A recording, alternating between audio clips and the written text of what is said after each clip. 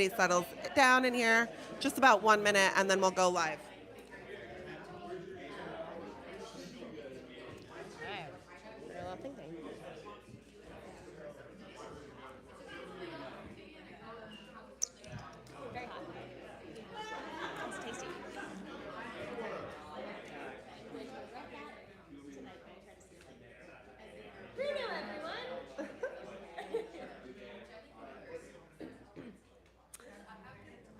Hi, everybody.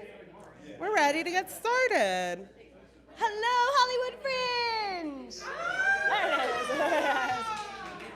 Hey! All right. Hello, wonderful people here in person, also on the live stream. Thank you so much for joining us. Before we jump in, Hollywood Fringe acknowledges that we are on the unceded lands of the Gabrielinos, Tongva, and Chumash peoples. Our statement serves as a practice as we commit to furthering our connection to Indigenous communities, past, present, and emerging. And I also want to start this off with just like a very deep breath from everybody in this room and everybody on the live stream. We're just going to take in a 4 count. And we're going to let it out. We're going to take in another breath. And another one out. I want to kind of like have a little grounding as well about what we're about to do here in June. We are not a huge company. We are a very big festival. This year we have over 50 shows more than we had last year, and we do not have a significant funding difference when it comes to making up the gaps.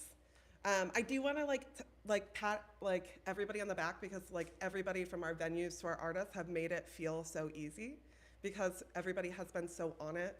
And I also am excited to say that we are good enough. We have enough people to do the things that we have to do. We're not in crisis, but it's a great reminder going in that we're not Netflix is a joke. We don't have that budget. We do not have the same marketing schemes. We do not get bus ads because we are not doing a $100,000 campaign to market the amount of shows we have because that would mean that all of our registration would go towards that. And instead it really goes into things like our ticketing site, running events like these, making sure that we have community partnerships so that we sell tickets for reals because we're doing it through grassroots marketing, through having really, really great partnership here in Hollywood with all of our local institutions, but also our neighbors.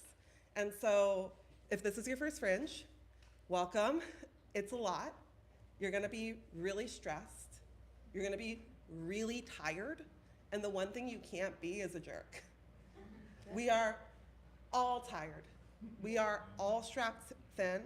And there are people among us who are more strapped thin than we are, and we wouldn't even know it. We have to give each other grace right now as we are going through unprecedented times again, every day. Always unprecedented. Every day for our entire existence. And also remember that this is an unprecedented festival every year because it's really truly built by you all. Yeah. And that we are in service to you here at Hollywood Fringe. And so thank you for being a part of this and believing in this festival and believing that LA is a theater town. And I can't wait to prove to you guys how much we care about this community, but also provide some perspective about how and where we can care. And how we can really make sure that you have the best experience possible. You're 100% right, and I think I want to hone in on that. It's the festival is what you make it. We've been doing this 16 years, and we have not seen one festival look like another.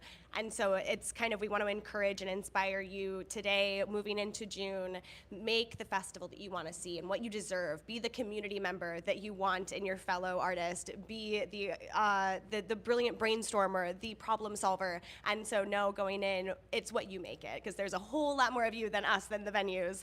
And so that's an exciting thing too, right? How often in this world do we get to make choices that really do change the trajectory of an entire community?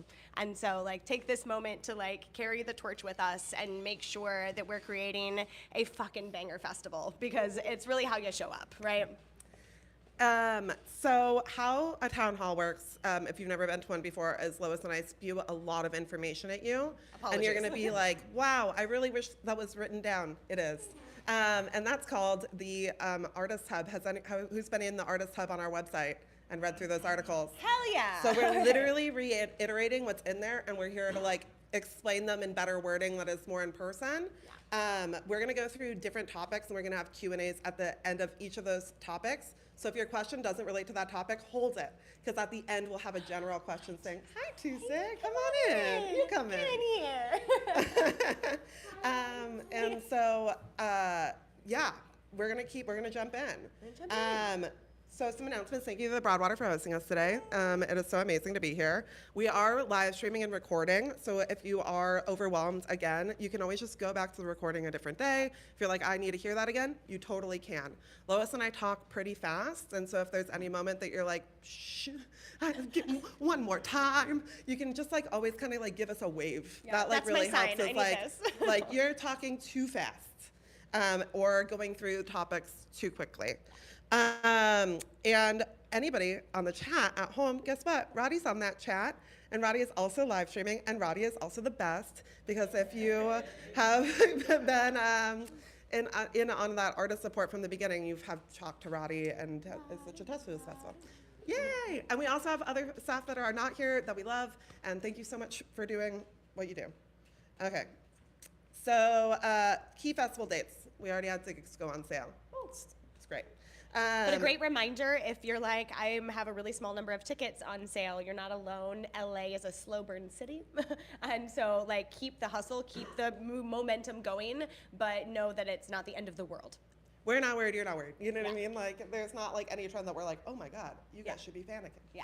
And the other reminder is that if you are having trouble, that's why you're here. You're talking to your fellow artists, because there's somebody that might have an idea that you haven't thought about. And so it's really important in the next couple of weeks that you lock in and you make your buddies at the festival who have similar intentions behind their work to you, who might be maybe producing the same genres, or maybe you just really get along with them because they're gonna be the people that help bring you on. Come on in, come on in.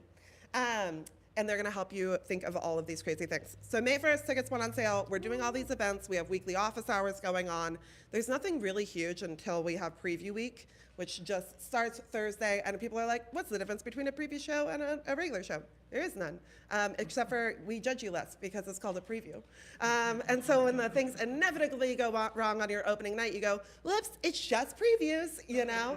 And if you nail that preview, then you nailed that preview, and that's so exciting as a mode for your show. We have our opening night party on June 10th. No shows happen on that day. We all get into community together at the Los Angeles LGBT Center. It is gorgeous. It's in their beautiful courtyard. It's outdoors. Please come. And then the 11th through the 28th is the official Hollywood Fringe Festival. And on that Monday following, we have our awards and closing night party. And we will finally talk about awards today. We are done with holding that information. Yes. So office hours, if you don't know about them, they're great. Every single Wednesday we meet up in different bars around Hollywood to have Fringers connect with each other. Last night, 300 people showed up, and that was the biggest we've ever had. And so when you think about it, it's a great way for you to meet somebody at this festival that has a similar show to you. Because if there are 300 people in there that all have shows at the festival, they are the people that you're going to be cross-promoting with, and you are going to be talking to. You are going to be sharing each other's audiences, and the best way to do that is by making your connections. And right, 300 people, that could fill a main stage 3 times. Yeah. That's a lot of people. Yeah. And yes. All of these events are listed at hollywoodfringe.org/events. That's where all the information is. Please come to those. Runway, which is also our final office hours of the season, is on Wednesday, June 3rd. Yes. From 6 to 11 p.m. at St. Felix. If you have a costume forward show, we highly encourage you to apply to walk the runway. If you don't take that away from other people. Like, it's not like I'm putting it on a t-shirt to promote my show. It's like I built a costume for my show and it's amazing. And then you get thrown into this little competition. We have an award for like best costume, and it is such a fabulous time. And it's also that last night for us all to kind of be in community together before we start with previews. So please, please, please come to this. St. Felix is great. It has a front area, a back area, and a little outdoor area. So there's many places to hang out with them there. Participant resources, we talked about the Artist Hub. We have marketing opportunities. We have Cabaret on the Road. There's poster and postcard drop-off, which is actually at the next couple of office hours. You can bring your poster or your postcard to us, and we will bring it along with us to our centralized box office that opens on the first night of previews. And it will be put up and it'll be displayed, and when people are coming in and choosing a show, they will see your image on the wall. You just bring us a poster. There is a size limit, guys. We like 11 by 17 or smaller, because if you think about it, if there's more than 50 shows from last year, how many are going to be able to fit on the walls? If they are bigger than 11 by 17, not enough. Oh, please come in. Keep up to date by checking out our blog, which is where we're posting things that go out in our newsletter, because we know that the newsletter is going to be overwhelming, so we break it out into like, you just need to know this section. That's hollywoodfringe.org/news. You also know about it because we link it in the participant newsletter. Who's reading their participant newsletters? Yes. Okay, more hands should be raised. Because if you are not reading them, you are literally not going to be able to have the experience you want. Because you are producing this experience, which means you should probably know the information that we have so that you can have the best experience possible, yes? Because then you can say, screw your information, I have a better idea. But if you don't know my information, you can't do that. Please come in, please come in. Screw your information. Hot tip, save support at hollywoodfringe.org to your address book so that our emails don't go to spam. Because you know what else is coming from that? Other emails from Fringe, like comp requests and things that will go through during the festival. So make sure you're saving our email into your thing. Yeah. Info@hollywoodfringe.org is another one, because that will often get used for like press links. All of it that's coming from Hollywood Fringe, it's actually coming from press through the Hollywood Fringe website. So if you save support at hollywoodfringe.org and info@hollywoodfringe.org, you are covered. Please follow our social at Hollywood Fringe, and we all use the hashtag HFF26. Does the hashtag work anymore? I don't know, but I like it because when I look at that hashtag, because I did, I looked at it a couple days ago, and I was like, oh, it still works, it's still a thing. And what it does is it makes us be able to see all of the Hollywood Fringe marketing in one. When we are able to put it in there, we're able to see really the scope of the festival. It's a great way for us to be able to be at the end and be like, look at how much information went out there about Fringe. Please use it. It's amazing. Yep, HFF26. So every year it's the HFF, and then 25, 24, 23. Since I've been around, since 2016. Since HFF 2010, yeah. Or yeah. 10, I guess it'd be HFF 10. I wasn't around, but she was. Email support at Hollywood Fringe with any questions you have. This is your best new Fringe pal. This is the time of year where you can get a quick response because we are also dealing with ticketing. So if you need to ask a question, that's where you email. And you're gonna look through your resources first, right? You're gonna be like, I'm gonna look through the website. And then you spend a couple of minutes and you can't find it. You go, hey guys, I know that this exists, where is it? And we would be happy to email you a link and make sure that you have the information rather than you sitting alone, stressing, feeling like you don't know what's going on at Fringe. Yeah. We will answer thousands of emails this summer. Yeah, I think my favorite emails that I get though, you're right, or it's like, I tried to find this, I couldn't find it. God bless, like thank you for taking that time. And then Google, and this is your tip, and I'm stealing because it's so good, but Google. Hollywood Fringe has such a huge web presence. Oftentimes you can find what you're looking for by Googling. Just use the date, 2026, because the website has years of information, but using the date and what you're looking for, Hollywood Fringe, you can probably find it on Google. That's how I look through our website. It's how I look through my Google Drive. I'm like really terrible at organization. Thank God there's other people at our festival that are better than that. But it does help in a pinch. If you, okay, see, this is where I went ahead of myself. If you are not reading your participant newsletters, again, please do. We can't help you if you do not work with us here. So that is your thing from now on. They come out once a week. You take literally 30 minutes, and I know that it's 30 minutes. It's a lot of information, and we're not saying they're short, but you take that 30 minutes, you make sure that you understand what's going on, because then if you don't, at office hours, you go, what did that mean? And we go, we got you. Or you watch one of these videos where we explain it verbally to everyone, or you listen to our podcast, or you email us, and we're always here for you. Okay, our community ethos and code of conduct. This is one of the most important things we're going to go over today, especially if you have not been at a Hollywood Fringe event before. Now more than ever, it's so important to us that we create the festival we want to see in the world, not the festival that we are given here in a very fucked up environment.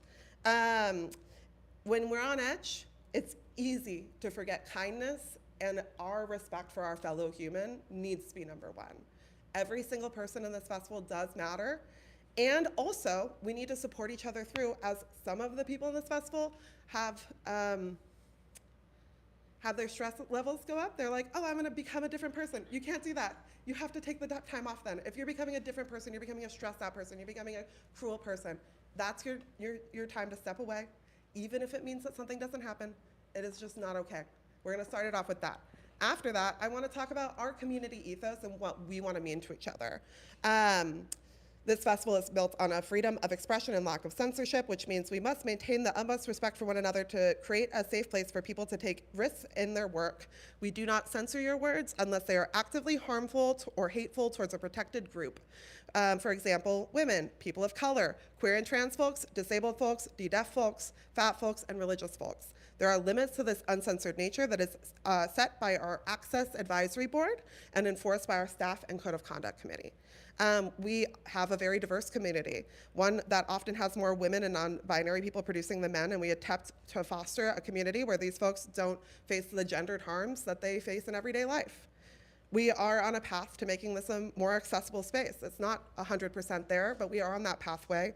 And that means that we might use disability terms that you're not aware of, or we might have little switch-ups as we're changing our ability to provide accessibility within a black box theater environment.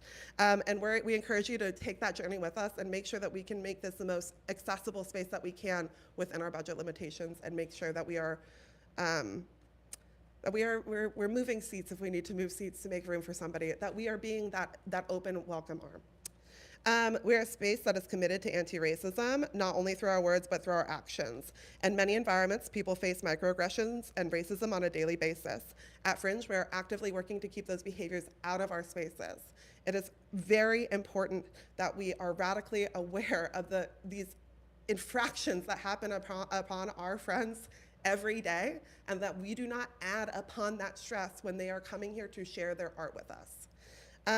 We are fiercely protective of our community ethos, and we reserve the right at any time to say bye. We just do. This isn't to scare you. It's actually to invite every single person in this room to take this journey with us and to make sure that we are presenting a festival that we can all be proud of at the end of the day. Yeah. Yeah, and with that, we have a pretty strong code of conduct that I'm going to read to you, because it is what's really just not allowed at our festival. And the average person can understand that as don't be a jerk. I think everyone in this room, we're grown-ups. We know what it is to be in a professional environment, so this is our very detailed reminder of what it is to be in that environment. The following are not allowed within our community: microaggressions, verbal intimidation, or verbal and physical intimidation, hate speech and harassment, sexual harassment and assault, excessive consumption of alcohol and other legal substances, aggressive behavior, and disrespectful behavior. We all agree, I think, that this is a pretty easy line to follow. Yeah, and I think it's just that reminder, again, when the stress hits, when you're in these environments that sometimes can feel more personal than professional as you get to know each other. This is that reminder that when you walk into Fringe, you're walking into a professional environment. And that will not only help us create an environment that you all deserve here, but it will help you in your greater careers and whatever is next, because your reputation is always 6 feet ahead of you. You're gonna meet people at Fringe that are going to be in your careers at some point in your future. It's just inevitable. The pure size of the festival will have people showing up again in your life. And so make sure that you're thinking about that long-term reputation in these spaces, and then it'll just make for a better career, a better LA industry, a better fucking theater industry worldwide, because it's not the best, right? We all know there's some toxic shit out there. And so the ripple effect is so real with this many artists in one space. So let's build the larger theater community that we all want and deserve. Okay, let's talk about the less obvious things. So at the festival, be mindful of intention versus impact. At the festival, when we are handling conflict, we look at the impact. The intention we recognize is not always what the impact is, but if the impact was harm, then we still address that because harm was caused. And so be very mindful of that at the festival. Additionally, public versus private interaction. And I think that one is specifically very important, especially in these office hour spaces. They're at bars, we're having beers, the blind gets blurred at times. And so be mindful, even in those settings where you might have a best friend sitting next to you, that it is a public setting. And so you might say something, I might say something to my buddy Ellen, who knows me well beyond the festival scope. And just because we have an inside joke doesn't mean that inside joke is gonna read to someone who doesn't know us and doesn't know our relationship. So be very mindful of public versus private. And when you're at Fringe, it is always public. Okay, if you make a mistake, we ask that you bravely take responsibility for it. We really, like Ellen said, we're not so few people. We will ask you to leave if it is necessary to the safety of the community, but it's not something that happens often. More often than not, it's about having a conversation, and as long as you take responsibility for an action that caused harm, we can 99% of the time find a way through that so that everyone grows and we can move forward a new chapter, no judgment, we're moving forward as better people. So just be aware if the staff does come to you because of an issue, hold that and try not to like lean into the discomfort that often leads to pride and ego, and that's where the actions can sometimes lead us to a place we can't come back from in such an easy way. A reminder that participating in the festival is a privilege. It is not a right. And I have every trust that we're going to walk through this journey, never needing to have a conversation, because we're all going to be awesome fringers and put all of the work and the angst into the work and not into the bad shit. Okay. If you have any issues at the festival, we have conduct@hollywoodfringe.org. That is an email that goes directly to myself and Ellen. That is a private email, so please email us. We work in victim-centered mediation, so we do ask that if it's the person who harm was caused to reaches out. But if you experience anything that we should be aware of, please use that email, conduct@hollywoodfringe.org, and we will make sure to get back to people as soon, or really 24 hours. We have a quick response time on that. And Especially this time of year. yeah, definitely. So know you have that outlet that is a private space to come to us if something is happening. Okay, I think we all got that. We all got it? Yes, yes, we got it. Okay, we still have some less fun stuff. We're almost to the fun stuff. Let's talk about keeping it legal. So, okay, we're gonna keep our conduct, we're gonna keep, transition, right? We're gonna keep our conduct in order. We got that. We are awesome humans and are gonna be awesome humans in the community. We're also going to keep all of our producer shit legal because yes, this is an indie arts festival. Yes, this is oftentimes people's first time producing. You are still responsible for following the laws that we all have to follow in this world. That means music, scripts, images, everything used in your show, you have to either own, have permission to use by the owner, or have rights and licensing too. Yes? Yes.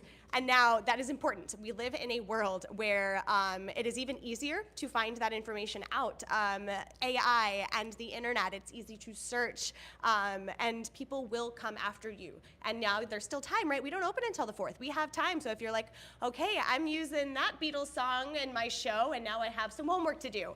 And I'm not even kidding. Every song, and there's no such thing as parody law is not a law, it is an argument in court.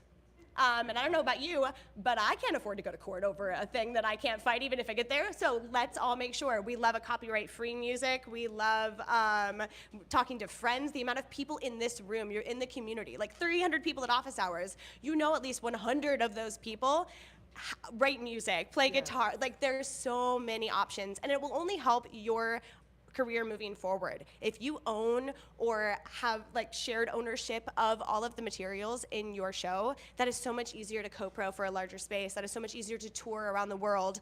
Or you can get the licensing. That is all available, and Google is the best resource here. And we have an article on the Artist Hub called Keeping It Legal that will also help point you into like those pathways, because you can get the rights for music or the licensing to use songs. It is available, and it's not as scary as it sounds, nor is it as expensive. It's based on ticket sales, and it's a small percentage because you're not doing a 700 seat theater. So it's going to be at the scale of the indie work you are doing. So please, because that is a hard line. This is not like if we don't catch you, it's fine. No, don't do it because it does matter. And I thank you for being smart producers and taking care of your business. And what are those that we need? Music. Sound. Script. Visuals. That was fun. Images in printed and digital marketing. Yes. Also, where did you get the images in your printed and digital marketing? Did you pull it from the internet and then edit it in Canva? Not legal. Oh. Not legal. Yeah. You have to follow the law. You are liable because you signed a contract where we said you're liable because we're telling you about it. Sorry.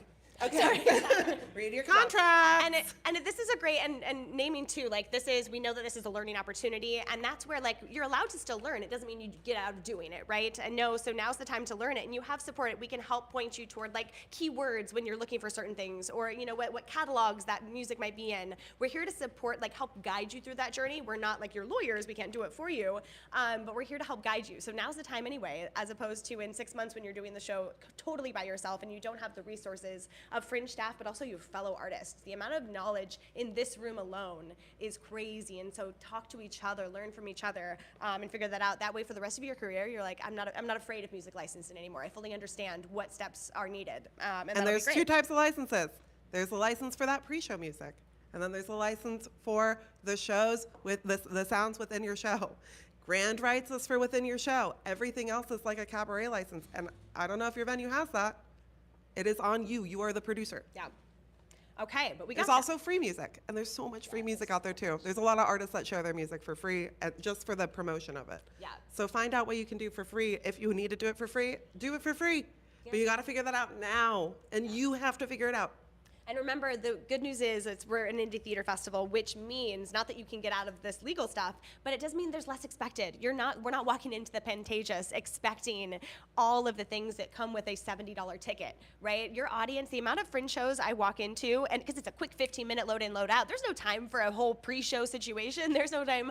Everyone is expecting story and heart. That's what they're expecting. They're not expecting bells and whistles and a full live band doing produced work. So understand that. Hey, come on in. Okay, let's talk about Fringe HQ. Come on, you're all good. Yeah. This is Fringe Workshop. Oh no. Check us out in June. Always be marketing. Okay, Fringe HQ.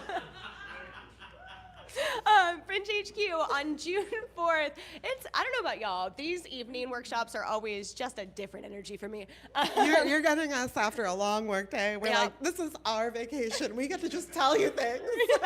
Yeah.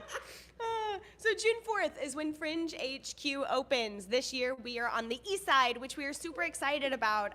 In past years we were at a large mall at Hollywood and Highland, and that served for a minute, but tourism is down, and so we're going into the heart of the city, also close to venues where there's not kind of a place to hang out in between shows. So know that on the east side now that Fringe Central is going to kind of fill that gap, but that'll be your home during the festival. We have hours. We will only be there certain hours because there's like so many of us, and we will not be open until June 4th. That is important. Please do not send your postcards there. Please do not, next week, I have questions. I'm going to go to Fringe Central or Fringe HQ to get them asked. We won't be there. We don't own the space year round. We rent it out for a small period of time in June. But in June 4th through the 28th, that space will be yours. It'll be ours. It'll be a space for audience and artists to come together. We'll have a bunch of events, and we've started to list those at hollywoodfringe.org/HQ. At the bottom of that page, there's a link that says artist events, and we're starting to add events to that now, so you can start to save those in your calendar.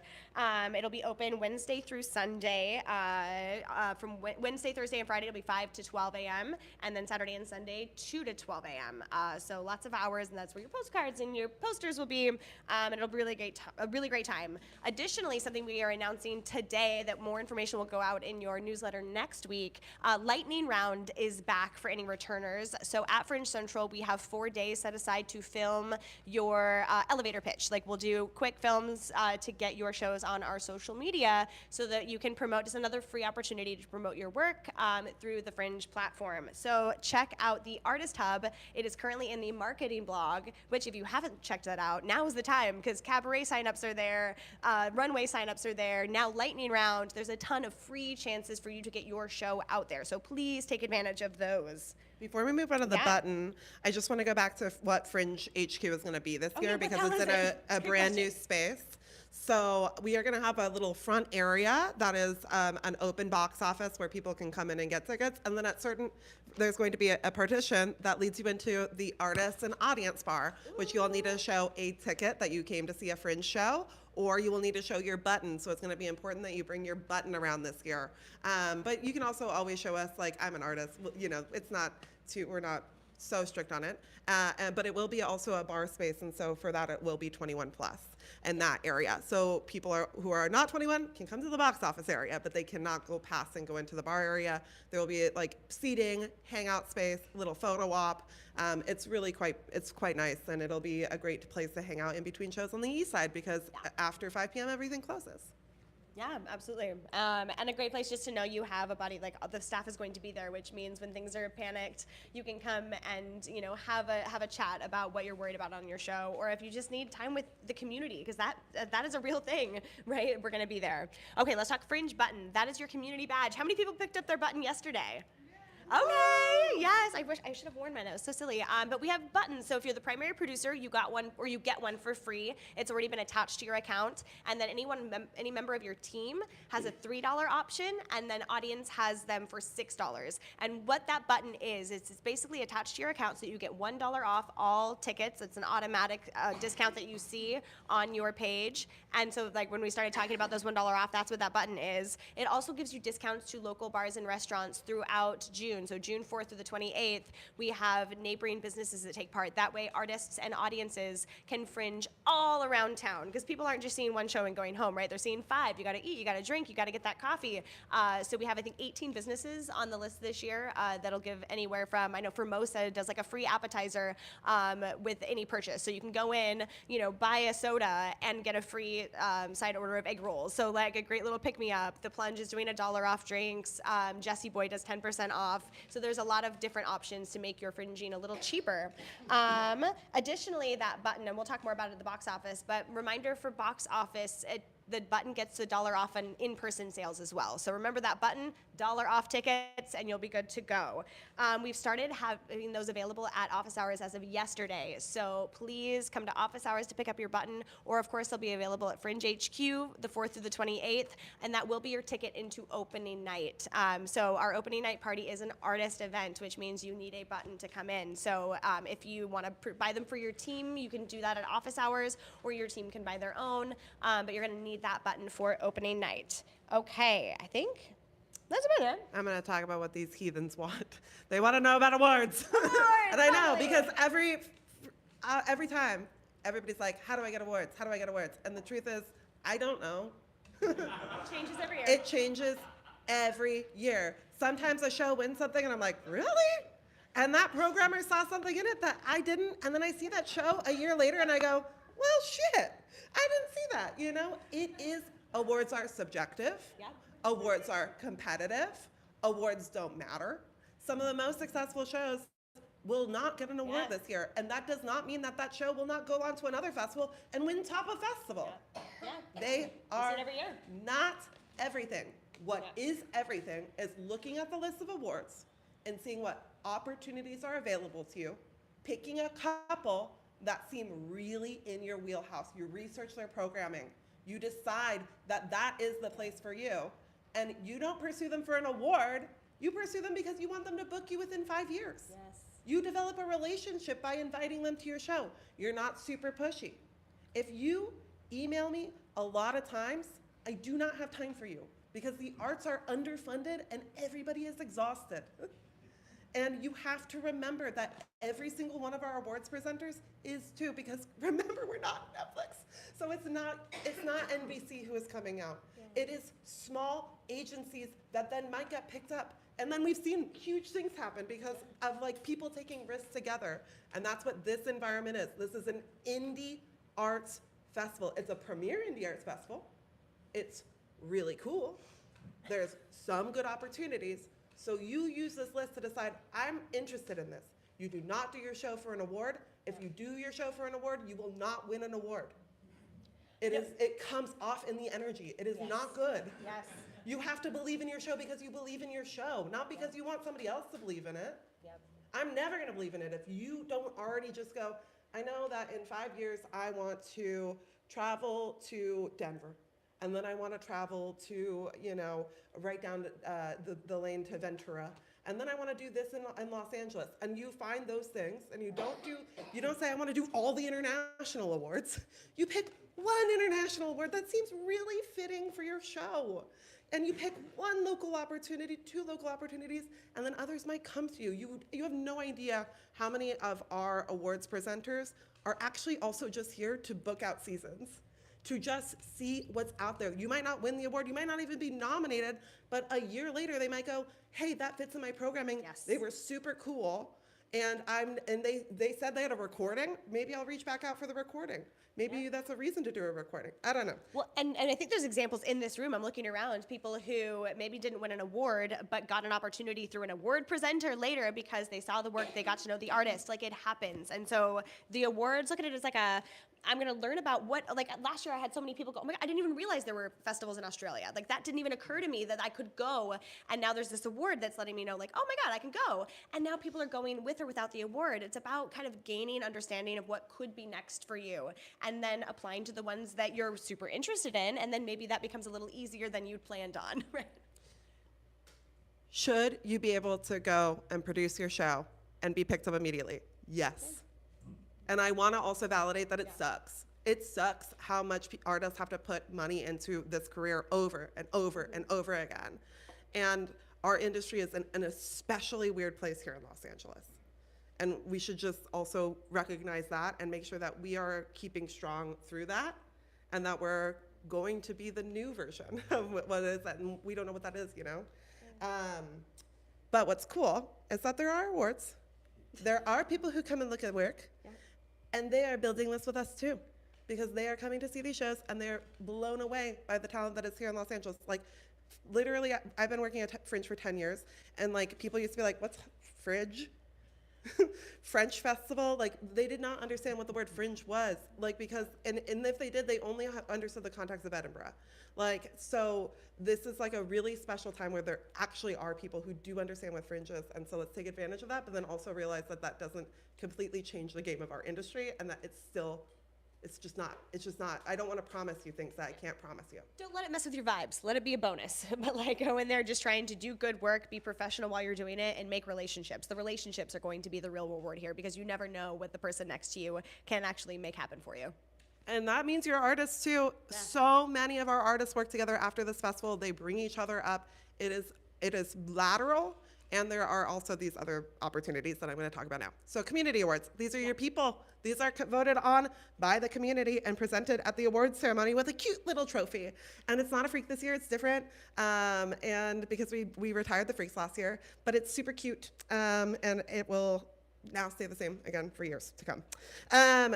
These are divided out by your category. So what you selected as your category, that's what you're competing in. Solo shows, you got a lot of heat. That's a big category. Some of ours are really rinky-dinky, but these awards are they're all of the categories. Then we also have Best International, World Premiere, and then Top of Fringe. So how this is voted on. Everybody in this room, every artist receives a ballot at the end of the festival to vote for the community awards for these reasons. If you are a participant or a venue manager, or you're added to a project, you get to vote. If you reserve tickets for 3 or more shows on the Hollywood Fringe website, you get to vote. If you've written 3 or more reviews, AKA you are always the +1, but you've written 3 reviews, you've seen 3 shows, and we can qualify it, you get to vote. We do this, and this all gets emailed in that last weekend of the festival. It's a quick email turnaround. The nominees are the top of that list, and then there's no like second round of voting. It just, those are the nominees, and the top one is who got the most votes. With this, it is a trust exercise with our community, and we say this every year.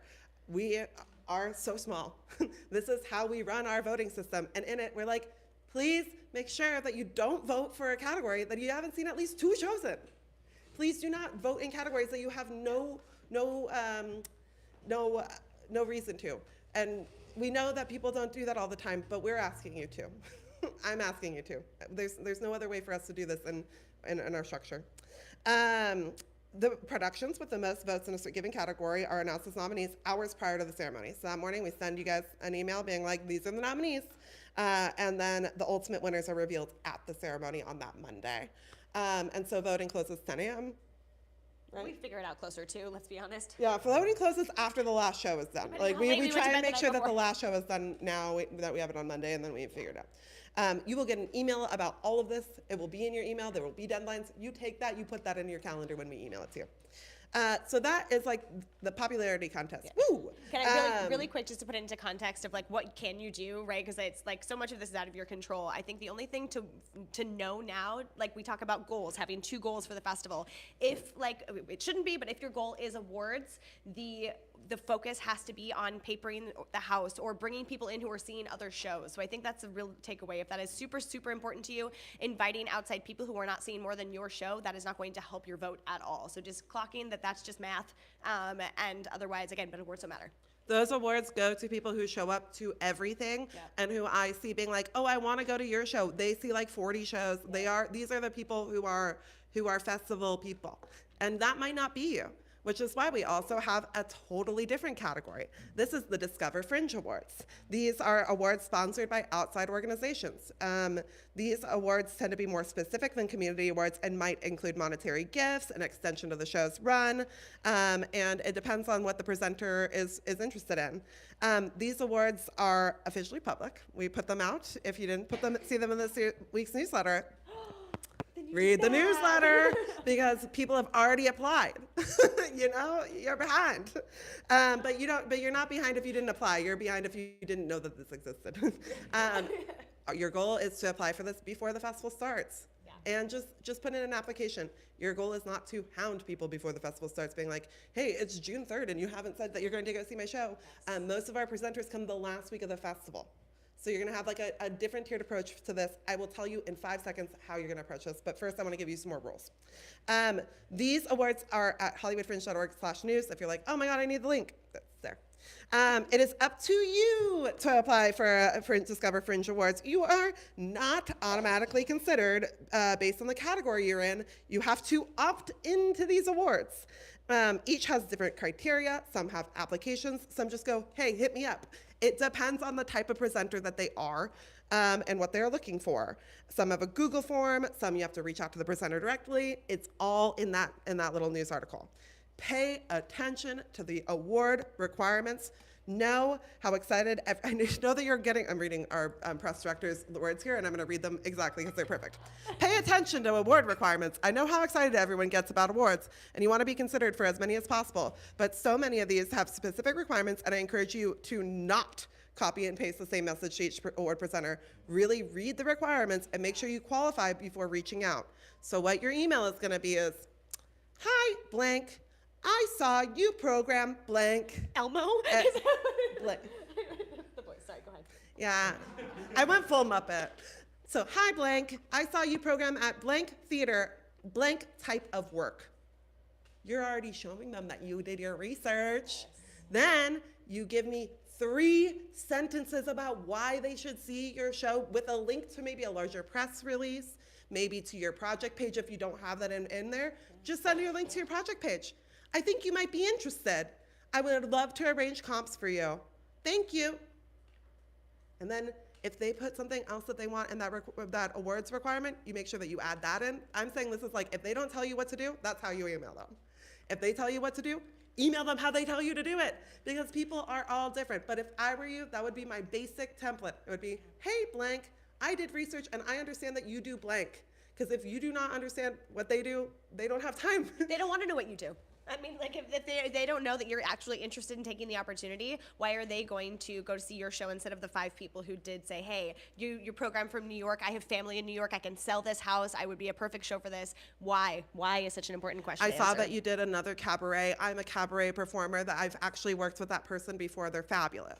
Like, you know what I mean? Like, you can name drop if you want to. I guess you shouldn't name drop all the time. It's kind of a gauche. But I think the most important thing is that your fucking email comes across as like kind and competent. Yeah. Like, if you can come across as kind and competent, you're making great connection. And then you just have to have a killer show, because that's the first step. The real important thing is having a great show with great energy that has an audience. If you're wanting these curated awards, you also have to think about having full houses and not papering them all the way. Showing off that you can actually have people come to see your work because you matter. And you do. You just have to tell us why, because we don't know you yet. Does that make sense? Okay, Discover Fringe Industry Program. There's a lot of opportunity that doesn't fit into our awards program, so we also run the Discover Fringe Industry Program. Thank God it got sponsored this year, which means we've been able to expand it a little bit. And really what that is it's, thank you, Dropout.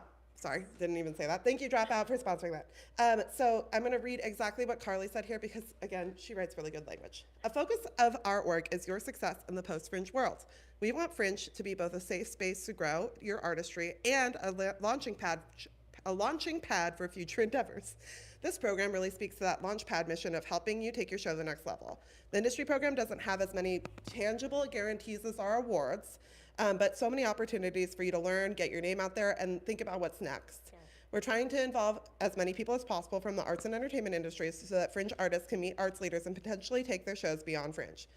This year, that includes potential to get industry folks to your show, which works like our press program. So just like you would comp in a press person, you might get a Discover Fringe hey nod that is not on our awards list. They just might be coming to scout for, like, maybe they're doing a festival in a different area and they're coming to see work that is specific to their festival. So they are not going to be people you reach out to. They are going to reach out to you, and we're going to help them get through the program. Because basically what we do is we send them, like, here's how you search our categories, and then, yes. The other thing that you can get from that is the Discover Fringe Awards. We already talked about that. And the last thing that is really, really important, which is our special education and networking events with industry folks. So we have these special events with people from different opportunities where they'll come in. Some of them will be your awards presenters. A lot of them won't be.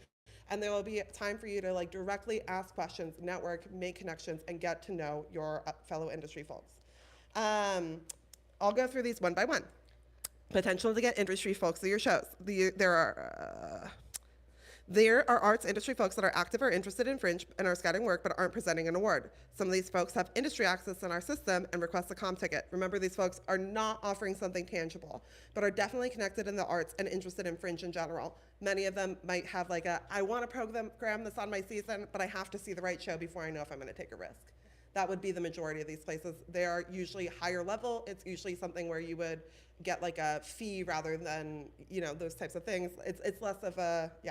And then some of them are smaller, but they are still worthwhile opportunities, and they scout in different categories. So remember, industry is not always looking for that biggest, brightest show. Sometimes you also will find the industry at your level where maybe you're not ready for a big, big institution to come and swoop you in, but you might be ready for like a small playhouse in Arcata or in these other areas to take some of your work in. That being said, you do not have to say yes to everyone. You look at what they do. They pitch in why they want to see your show, and you might be like, you know what? I'm actually so close to selling out, and I don't think I can at this time, but I really appreciate you having an interest in my show, and I'd love to keep in contact. And I actually have like this like little press kit if you'd like to learn more about the show and how you can catch it. You can also just say no, but I wouldn't. I would be nice about it. The Discover Fringe Awards, we already talked about. Networking opportunities. We'll have four events.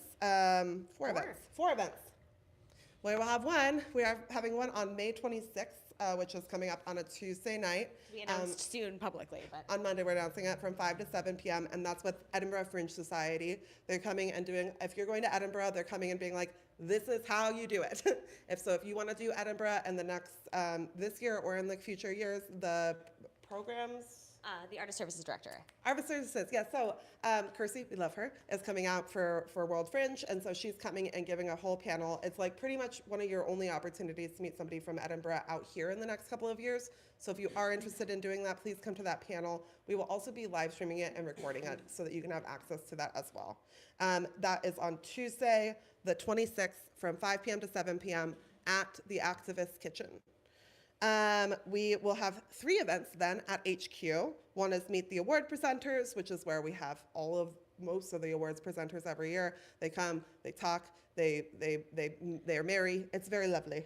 And then two like panels that are less awards focused, but more like other opportunities focused.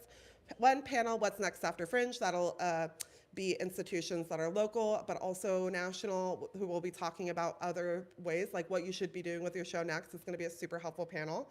And then the next one is building your show beyond the fringe with Dropout. And that will be Dropout's team coming and being like, this is the state of the industry. These are the things that you need to have in your toolbox if you want to be working in this like very new like indie streaming world that is building. And so it's very specific to that. And so these panels are education. They're literally just like, come learn about what's going on, and then also just say, hey, I'm this person. I went and I saw you at this. Like, 2 years from now, you might see that person and be like, I saw you speak at that Hollywood Fringe thing, and now I'm ready to pitch to you. Yeah. So please come. We, at this point, are not having to limit tickets, so please sign up for them. Yeah. They are on the website. Yeah, all right, let's go into press. And like naming press and industry work very much the same. So I think if you understand kind of the methodology behind either one, you're going to understand the other. At the end of the day, think about Hollywood Fringe is working behind the scenes to get as many press and industry people to know about Fringe, to know how to navigate Fringe, to know we're kind of matchmaking. Okay, this, Red Cat, you do experimental, like clown, crazy work. We're gonna make sure you know how to search for the, the clown, the out of the box. There's avant-garde tag. So the tags are important, you guys. What is up there? These are how we search for them. Yeah, but we're looking big picture, right? We're not going to be like, this is that one show, but it's like, here's some shows based on what you're telling me you like that you should look into. We're doing that work. So we're pulling in as many press and industry people into the community as possible. And then you're getting access to them by way of coming to these events, like Ellen talked about, but also by way of them having access to request comps. And again, like we really do, and every festival, every Fringe is going to work differently, but we truly believe in the autonomy of the artist. And so you do have that full control to accept or deny any of these asks. And so I think this is a great chance for you as an artist to also kind of learn like your advocacy and your like boundaries and as an artist. And there's nothing wrong with, and especially I'm going to name with press. Press is going to be different. There's going to be publications from, we're going to have the higher level press, and then we're going to have blogs, because all of it is important depending on what your goals are. So no, like we're auditing press and industry before we give them request access. You still have access to say no, but before we even give them access to our site to request the comps, we've done a basic audit. They're people, they are in fact they're putting out reviews. They are in fact like booking for something, or have they're a casting director here. Like we're doing that audit, but it's up to you to decide where they are in the level of importance for you and your work at this time. And so with press, we're marketing it as a whole, and we have press already signing up. So you might have received some emails that said so-and-so from so-and-so, so-and-such is interested in coming to your show. So what happens there, just like the nuts and bolts of it all, is you get an email directly to the primary producer, right? This is one of those, like, we talked about it earlier, like those 5 things that the primary producer, it's time to put that hat on, friends, like now is your time. You're gonna get an email that's going to say, so-and-so wants to come and see your show at X date, whatever, and you're gonna click on that link directly, and by clicking on that link, it's gonna show up, like your project page is gonna magically appear directly from that email, and then you're gonna hit accept or deny. Like that is all it is, and then it's done, and they're automatically entered in the site. You do not have to do anything more. Now, the alternative is maybe you're doing your own press reach out, because you should be, right? It works just like a manager. Like if you're an actor and you have an agent and a manager, are you not actively hustling on your own too? Same game, right? We're hustling for you, but you got to hustle for yourself, because there's 500 of you. Like you've got to hustle for yourself. So you should be reaching out to press. And hell, you might have relationships we don't have. Like don't sell yourself short in that way too. So you're reaching out to press. That's going to be a different setup for you. You're not going to get an email from Hollywood Fringe if you've made a relationship outside of Hollywood Fringe, right? And so that's when you're going to reach out to them directly. You're going to have a conversation. You're going to comp them in through the website. You're going to use that comped ticket button on your performances, right? Has everyone kind of investigated the performance edits now at this point? Now that tickets are on sale, we've kind of all seen that. And if not, you're going to go to our web session where you can see all of it online. Yes. So it is up to you. Remember, like it really is going to be what you make it. What you put in is going to be what you get out of it. And so like if you're actively reaching out to press and creating a press kit and giving them a reason to, right? It's not copy or paste, like Ellen was saying, same with industry. It's not saying, hey, here's my press release, come see my show. All right, why? Like, why am I going to see that? It's why does this publication, what have they reviewed that is similar to your show? Oh, you reviewed X show and gave it a really great review. I can tell you really enjoyed that show. you are going to love my show because X. And so really it's personal, it's creative. You're all artists. Use that artistry, use that creativity in every aspect of the producing because it does shine and it does matter. Okay, you're gonna post your press release on the website. How many people have done that already? Okay, not enough, but not bad. So not bad though, so we're doing all right. But we're gonna go to that press release. It's called Press Release tab, and you're gonna add your press release there, y'all. And it doesn't have to be anything crazy like Google press releases. We have articles on the website that will help guide you into how to make that. But all I can say, it's pretty cut and dry. You're gonna put the basic information in there that Google tells you, that we tell you in the article. It's not rocket science. But if I can encourage you to have fun with it, like what is it about your show that is going to have people go, oh, like what? Like use whatever you have. Like know your show. Using these materials will help you know your show well enough to sell it to the press, to industry, to market it on social media. Just the more you know about your show and what makes it special will help you in all of these areas. Okay, so when we leave today, we're gonna go put our press release up on the tab because again, press is already signing up. I think we have already like 17, 18 people that have logged into the website that are registered. So they're looking for those press releases. And like I said, you're gonna do your research. You're gonna find out who has covered Fringe before, who has covered similar shows, who has covered shows in LA, who is still an active press person. That changes every year. The LA theater press game is not great. I'm not gonna pretend it is. So also like understand your expectations. Press for you could be a food blog. It could be an influencer. Press has changed. I mean, yeah, at this point, I think influencers have more influence than the average press person. So there's no rule here. It's about like press and marketing can be very hand in hand, depending on what your goal is with that. And reviews are just as important at as press. So many people will use certified review, which comes from an audience member. It comes from your mom, for all I know. And certified review, if it's a good review about your show, that's gonna put a butt in a seat in the same way like a press article is in a lot of ways. Like the way audiences are taking in press is changing and adapting. And so any marketing is marketing. I want to reiterate, there are no staff writers that are doing theater in a real way here in Los Angeles. It's just not like, you're not going to get the Herald, who has like 3 arts people who are coming down and they're reviewing Fringe shows all month long. Like, unfortunately, we're also not Edinburgh, where we're like this institution since 1947 where their press is reliant on it. We don't have that. So it is a different market. And again, getting views on your page is like the most important thing, which is why social media marketing can sometimes be stronger. And some of the best investigative journalism is being done by some of these small press publications that might have, not as many followers, but they have enough where you're making an influence. Yeah, absolutely. So, but I think the takeaway here is remember to sell yourself in the press world too. Do your research and then check your emails. I think in general, after today, let's be checking our emails every day. Like maybe take one day off because mental health matters, but like be checking your emails to make sure that if you did get that, maybe because you probably worked your ass off to get whatever this publication is and they finally email and then you miss like letting them get that comp and they don't come, what a bummer. Don't do that to yourself. So check your emails. Okay, I mean, that's the gist in press. And obviously, email at support@hollywoodfringe.org with any questions. If you're having trouble providing that comp, let us know. We got you. And that's, I think we do questions. Well, and press entirely. was already a town hall. So if you're like, that wasn't enough, go listen to our other ones. Mm-hmm. We have so much advice, but they're old. You got to listen to them there. Yeah. So, okay, for questions, like we already said, always be marketing your show. So we're going to bring the live stream mic around. If you have a question, raise your hand. When I hand you the square mic, give us your name and the name of your show so that you're starting to market. And the things you can ask about so that we don't get off topic are everything we've talked about already. No, our participant resources, like what resources we have for people, our ethos and code of conduct, our press and industry programs, and that's it. Yeah. The rest will come. We're getting strict. Okay, yes. Hello, I'm Jessica Glassberg. I am producing my husband's one-man show, I Suck, a vampire comedy.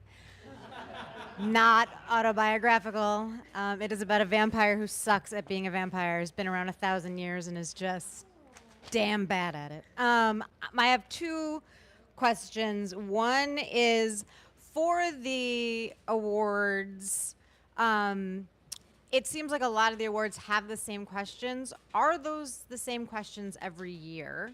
Is my first question, because then it would be great to know, like, oh, well, if I do this again, I can prepare for that ahead of time. And my other question is for comps for anyone or for industry or for press, do they still pay the Fringe fee or is it comped outright? Thank you. Yeah. I'm going to answer the second one first because it's quicker. Anything that's $0 or comped, there's no service fee. So the service fee is directly attached to a processing fee where a credit card is swiped. And so, yeah, anything free, none of that.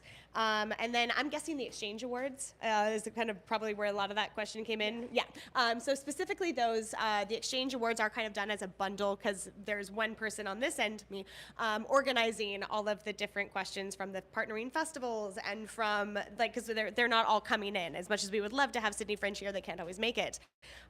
So they do change year to year, but we keep probably, for the most part, the same structure, unless they're looking for something entirely different. I know Italia Off recently changed. They found that interactive work didn't do super well at their festival. So we changed, some of the questions to make sure that we were getting the right information for them to be able to build a short list and build a winner based on those questions.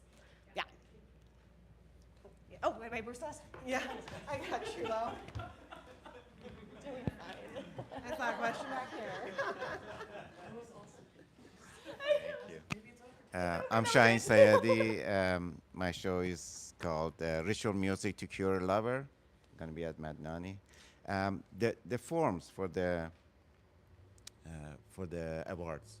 So there's a form, and there's also some of them have another link that you can write freely. Like there's no structure to it. Yeah. So I wasn't sure what to do with it. So yeah, there's always going to be an option the email is going to be there if you have a question about the award. But if there's a form, trust the form is enough. And the form is going to give the person making the decision all the information they need. And some people do not have a form, and then you're going to Yeah. send that lovely email, remember, saying, I see that you have this award with this requirement. This is how I fit it. This is why you should care about my show. Yeah. Thank you. I saw that you programmed X. It was really cool, and we're just like it.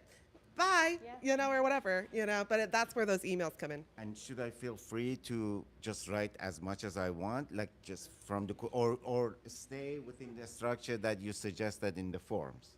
Does that make sense? So I'll specify for the exchange awards. The email goes to me. Please just use that for questions. As much I love y'all, but the partnering festivals are using the form, so the extras is not really going to help. I think with outside organizations, if it's not like a Fringe partnering festival award, there's no harm in saying hey, a little extra of if it's not in the form. But remember, in the same way that you have no time, neither do the presenters. And so I think just making sure you find that balance of if they need to know, if this is important that they know this to consider your show, great. If it's not, learn how to shorten that email so they can read it in one sitting. Otherwise, they might not read it at all. I think you should use the template of Yeah. hey, do this, and then link to something bigger. Because Yeah. the truth is that until you get their interest, they don't care. You just have to give them 5 sentences about why they care, and then link to the press release or to your page where there's much more information for them to investigate about you, because then you have more to reveal about yourself as you develop your relationship. Yeah. But what you're really trying to prove to them is that you understand the opportunity they are giving out, that you're actually interested in that opportunity, and that you would fit in that program for X reason. Those are the 3 things you have to bring across, and it should not be longer than that. I would really say edit, edit, edit. Tom Waldman, my play is Things We Said Tonight, about the chance encounter between a Republican congresswoman and a liberal gay playwright at an abandoned restaurant in Los Angeles, and what happens as a consequence.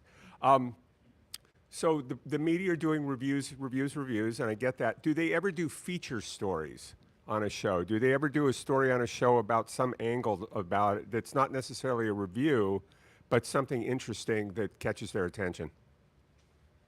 I saw you had one today, right? Wasn't there some article that you got today? Yeah. John Schnitzer. My show is Something Spooky. My grandmother had an imaginary friend that turned out to be not so imaginary. It's a paranormal comedy show that'll give you goosebumps. Yeah, we got the AP. I put together a press kit. With my wife, we spent 3 days really thinking about why this, why me, why now type of stuff. Yeah, That's the real, and then getting some images together that can grab somebody and getting out there. And I do have a question. There's a spot to put press releases on the website. Is there a spot when we get press to add that on there too? So what most shows do is they put it in their long description. Remember, the long description can be as long as you want it to, but that's where you start to triage, you prioritize. You still need the information about your show at the top, and then you trickle down. You can add in those reviews to like as additional selling points later. But yeah, I love that. It speaks to the creativity. I think the biggest or more celebrated article last year was the Hollywood Reporter that focused in on TV and film actors doing Hollywood Fringe shows, doing theater. And so yes, there were reviews about the shows in there, but the point of the article was TV and film actors doing theater. And so I think oftentimes that is the more exciting article, right? I think so too, and I think that you need to figure out what your pitch is about your show. Like, do not pitch it as it's part of Hollywood Fringe. Bleh, boring. Like, duh. Like, okay. There's nothing That's else what we're happening in June. pitching. We're pitching biggest festival ever. There's all of these amazing shows, but you're telling them why you stand out within the program and why you deserve promotion for your show within this like rather large program. So just make sure that you have your press releases about that. Yeah. Questions? I think we received one. Oh. Hi, my name is Christina Tinda Jasensky. My show is called Glossolalia. It's an American Gothic two-hander about a preacher's daughter and her father's protege, and they have sex outside the man in church, and things go wrong. My question is regarding press kits and formatting. Is there anything to be aware of? Like, should it be on like a document or in like a sort of like a PowerPoint? What would you suggest? I don't want to overwhelm with like images and videos. If your show is not a visual show, you don't sell it through visuals. If your show is a visual show, you sell it through visuals. So it's so dependent on you, your branding, like what you want to come across as. Some of the most successful people I met send me a fucking Word document, and I'm like, what the fuck is this? Like, but it works because they're selling their brand, and their brand is a little bit, I'm off kilter, and I'm just a little crazy, but I sell out my shows, you know? Like, that is their brand. Like, and then some people are like, I have the most beautiful press kit. And I slowly, methodically go through and I make intentional connections with people and I build audiences slowly through this method. And then some people fit in between those. So I would say that there's not like a right or wrong press kit. I think what it is about making sure that it's not long. So if you're doing a PowerPoint, it's not 8 PowerPoints, it's 4. Like our sponsorship deck, for instance, is four slides. Like you just have to be so quick. So what you're trying to make sure, no matter if it's in a Word document, if it's in a Google Doc, if it's in Canva, or it's bespoke made by a designer, it's efficient and it gets the point across. So that might be a full 2 spread of imagery that you're trying to evoke, and then some wording and something that like really brings something in. Or it might be, you know, something just a little bit more of like, here's a Word document that has my press release and a link to my social, because you can learn more just by opening my social page than you can learn through me providing you a PowerPoint, you know? So I think it's gonna be just like you are building your brand through you doing your Fringe show. And so lean into whatever that brand is. Is it creating bespoke little trailers? Is it having like a really stellar like little press release that and press kit that has things? The things you want in your press kit that are just non-negotiables, your press release, and easy to pull images. So you want to make sure within that Google folder, they don't have to go back and ask you for imagery for your show to include in the article. You have a vertical option. You have a horizontal option. You have a square option because for some reason people didn't update when Instagram did. Right. They're still doing squares. And you have every version there, so you don't have to worry about it later, because now you have a branding kit for your show. Yeah. So it's about having those things in as much as the PowerPoints, they work. And I've seen people who have like beautiful things, and I look at it and I'm like, I'm sold on the show because this is the format I needed to know the show in. And then I've seen like, this didn't need to be, this could have been an email, you know, like kind of format. So I think like just like think about like the intentionality about why you're putting your information out there and what it is, and look for like an aesthetically similar show that's successful and follow them because they did it successfully. So maybe you should just like, don't steal their ideas, don't like copy their imagery, but you can be like, oh, they presented it this way. Ooh, interesting. I'm now gonna make my own bespoke fonts, my own colors, my own interpretation of this. Sorry, so just to clarify, like if we do have something in a PowerPoint, but then we also want them to be able to access the images for their own use, should that be a separate folder that we share in addition to the PowerPoint? Is it okay to send more than one like thing in an email? I don't know. What I would do is I would do what you call an EPK, which is usually like for me, like the most common that I get is a Google folder. Yeah. And it has Yep. a press release in it. It might have an attachment to a 4-page PowerPoint to explain visually what's going on because it's not enough. And then they'll have the images that we can pull. And even as industry, we get that when we go and tour because people are like, this is the easiest way to get to know my show because this is how I would be marketing it. So you're basically just telling future presenters that this is how I'm planning to market my show, but then you're also telling press and industry, like, this is how I'm marketing my show. Cool. Okay. Aditya Pucha, the producer of Haunting Review 2, sequel to last year's anthology that sold out its whole run. And first, I'd quickly like to ask you to please repeat where on the website we apply for the awards. Yeah. It's at hollywoodfringe.org/news. It was the last article we posted on our blog. Good God, thank you. And then now the key question as producer of sci-fi horror anthology, I was curious. Was wondering if you had any tips on reaching out to fellow genre shows.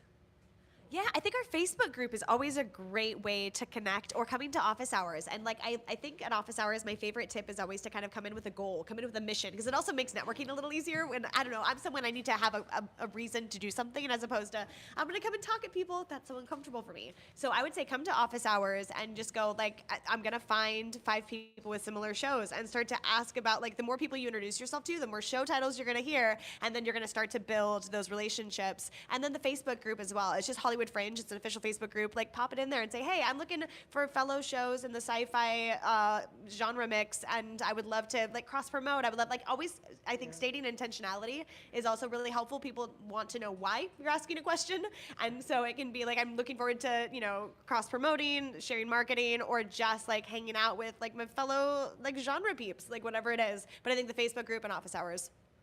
Yeah. I think we're going to keep going. That way we can cover everything. And then we're going to have another round of questions at the end. And we don't have that much more to cover, so we'll have plenty of time for people's questions. Okay, so we're going to jump into pre-show speeches. Hopefully you've already read your emails. And, do you have questions on the chat? No, I was excited for pre-show speeches. Oh. So good. Roddy's really thrilled. Can you do that one more time for me, Roddy? No, that's not me. I shouldn't have raised my hand. You're doing great. I think it was this. Okay, sorry, back to one. Okay, Roddy works really Roddy's hard. so excited. Do you want to take this one away? Pre-show speeches. So hopefully you read your artist emails and you already know about pre-show speeches and you're all good. So Hollywood Fringe requires that you have a land acknowledgement in your pre-show speech. We said it here and we say it at every event, Hollywood Fringe, or you can be your show or your venue acknowledges we are in the unceded lands of the Gabrielino, Tongva, and Chumash peoples. Our statement serves as a practice as we commit to furthering our connection to Indigenous communities past, present, and emerging. You can use ours. If you have your own that you want to specify to the specific location in which your venue is in, it is up to you as long as one exists and it is done thoughtfully and with respect, obviously. We also have the option if your show maybe starts out really intensely and you don't want to have any sound, any announcement at all playing, like something on the screen is totally fine. Like, we're super open to how it is done as long as it is done and it's done respectfully and with care. Your venue might require that you all have the same pre-show speech. I know Broadwater does. I know several venues do. They're already on that. They have the same information you do, so you don't have to worry about it if that's the case. But additionally, if you are in a venue and you're in a show where you are worried about it, you are doing your own pre-show speech, you, again, have to have that land acknowledgement. beg you, please talk about being in a festival. That is a really big thing. That shared audience is so important. It's a shared ecosystem. The more people understand that they are seeing a show in a festival, the better chance your fellow artist is going to have to get that butt into their seat as well. This is not stealing audience, this is sharing audience. So the more as a whole we can remember we're a part of a festival, the more audience will go to all of your shows. And we have that available on the Artist Hub. We have the recordings. Ellen and I recorded, I think, 3 or 4 different versions.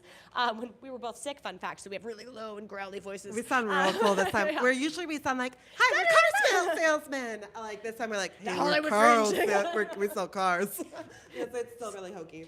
So just to get you to go to that article, we have recordings. We also have scripts if you did want to record your own. There's nothing wrong with doing that. Again, we just require that you use the land acknowledgement or a land acknowledgement, and we ask you to talk about the festival as a whole.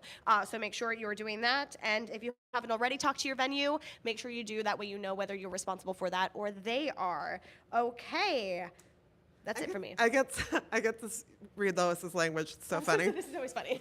Your admin tab has everything you need to be a boss producer.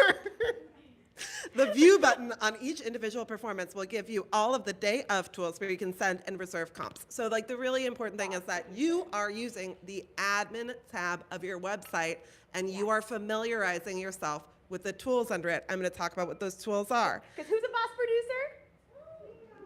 Okay, we're working on that. Who is? Yeah. Woo!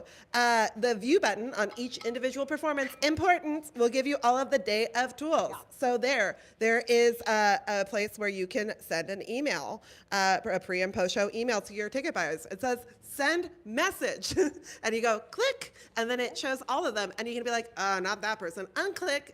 Like it's so easy, it's so user friendly, it is such a great way. I highly, highly, highly encourage you to send 2 emails for each show. Your pre-show and your post-show. Your pre-show, here's where you park. We don't let people in late. If you're late, I'm so sorry, my venue might not let you in. Like really hit that across the head because your audiences that are your friends do not understand that there might be 100 shows in a building, but you do. So you really impress that upon people via email. Some people like to send like a week ahead of time. And then they send the day of being like, remember, parking is here. What's really cool is that we have this program called the Hotspot program. And this year we expanded it to be Park, Dine, and Fringe. So we will have this email language. We will literally give you some language that you can send people to bars, restaurants, and parking around your venue. You don't have to worry about it. We have that mapped out for each of the venues. That will be in your participant newsletter soon. You don't have to worry about it today, okay? But it's really important that you send that pre-email with like parking, food, bathroom information. It's really important. Then so you're doing this day before your show. You're also gonna double check that you have your accessibility requests a week before the show. You're gonna check the accessibility requests. Okay, I don't have any. You go in the day of the show, you're like, I need to make sure that I have an armless chair because I have somebody who needs to sit in an armless chair. Most of our venues have that. Most of them are used to making these accommodations, but it's really important that when you come in, you don't come in at your 15-minute load-on time and you go, I need a chair. You come in and you come in maybe a little bit early. You like remember that there might be a chair around. You set everybody up, you're all calm, and then you calmly to your stage manager go, I can move this chair right, and they go, you got it, pal. And if they're the type and your friends, you don't have to ask them to move it, that's fine. But like also like if you're not, then you ask. So accessibility requests, we're gonna talk a little bit more about that in a second. Your post-show message, that's when you're gonna send them like, go see more Fringe shows. Here are 5 shows I recommend, because if you do that to your shows, your friends will do that for you, and that's how you get ticket sales. That's how word of mouth happens, is that you have your 5 buddies, like we keep saying, there are going to be 5 like-minded, amazing producers that you guys can share audience. Build those people now, because you're gonna, in your post show, be like, these are the 5 shows I recommend, and you're gonna have like an exchange with those 5 shows where they might send it out for you, and you can make that up however you want. But it is an important way. You're also gonna ask them to leave you a review, because you know, the next time you do a show, your mom leaving a review on your review page, they don't know. Maybe you have a different last name. Maybe you leave off the last name. But Sarah said that it was an amazing show. And you have a great pull quote, and you are starting your career. And then there's gonna be people who, you know, you might get an audience member that has a notable name. you are going to use their review. It's going to be so important to you that some big LA theater person said that it was an incredible show for them. So you're going to really want to make sure that every audience member gets a reminder via email to review. We also send them automated, but that personal touch is what gets them to actually do it. And then And again, with that why does it matter? It would really help me in my career and what's next for the show if you reviewed this, like giving them the why. And then also, yeah, that's it. You're just going to want to make sure that you have that. Also, at the end of Fringe, everybody who opted in to give artists their email, you get their emails for life. They become your patrons. Yay! And you can take them into your future endeavors. So make sure that you are utilizing that part of the site. This is also where you're going to see your will call, again, which has your accessibility requests, but it also just like shows you where you're at and make sure that like you can see that, oh, look, this person's marked press. Okay, we have 3 press people coming. Ooh, good to know. You know, like familiarize yourself. Refunds and exchanges through the website. Anything you sell through us. I don't know what it's like if you sold some tickets on Eventbrite, which you're allowed to do. You have to sell 50% through us. But if you sell it out somewhere else, I don't know how they work. So you guys have to work that out on your own. We don't work there, and we have to every year have to remind people that I don't know what that means. I don't work for Round to Paper Tickets Yeah. that went out of business. I don't know. we run our own ticketing site, which you can use free of charge because you are registered. And refunds and exchanges for tickets sold through our website are handled by the Fringe team, which means you don't have to worry when your sister's babysitter gets sick or whatever, and they need to do a quick exchange 72 hours before the performance. We're like, cool, we're exchanging performances really easy. 48 hours, we're exchanging it very easy. 24 hours is our cutoff. That's when we have to reach out to you to provide a refund or put them into another. Or to give permission. To give permission so that we can give them a refund. Usually we try and be nice. The thing that they do not get back though is that ticketing fee, because unfortunately we already processed the transaction and we can't afford to just be refunding all of the things. It is a ticket sale, but they will get the ticket money back. Yes. The primary ticket buyer, if they need something and somebody reaches out to you, just be like, don't worry about it. Email support@hollywoodfringe.org. We monitor that Monday through Sunday when shows are happening. When shows are happening, there are eyes on that. When shows are not happening, not as many eyes because we're resting and we have a small team. But everybody will get a response within 24 hours, and we work really hard to make sure that we're able to do this automatic refunding process. Basically, you don't have to worry about it. You send them to us. 100%